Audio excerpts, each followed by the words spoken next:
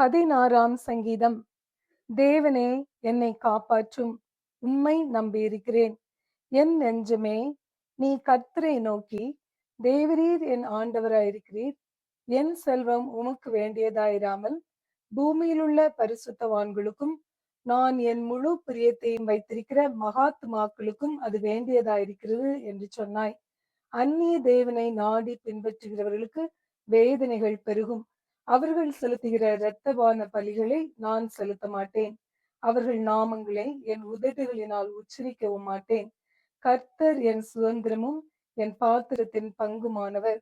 என் சுதந்திரத்தை தேவரீர் காப்பாற்றுகிறீர். நேர்த்தியான இடங்களில் எனக்கு பங்கு கிடைத்தது. ஆம், சிறப்பான சுதந்திரம் எனக்கு உண்டு. எனக்கு ஆலோசனை தந்த கர்த்தரை துதிப்பேன்.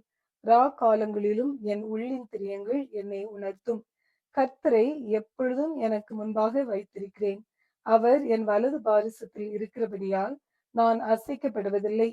ஆகையால் என் இருதயம் பூரித்தது, என் மகிமை களி கூர்ந்தது. என் மாம்சமும் நம்பிக்கையோடே தங்கியிருக்கும்.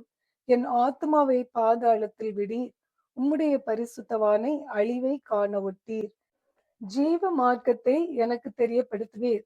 உம்முடைய சமூகத்தில் பரிபூரண ஆனந்தமும், உம்முடைய வலது பாரிசத்தில் நித்திய பேரின்பமும் உண்டு. 16ஆம் சங்கீதம் நிறைவு பெறுகிறது.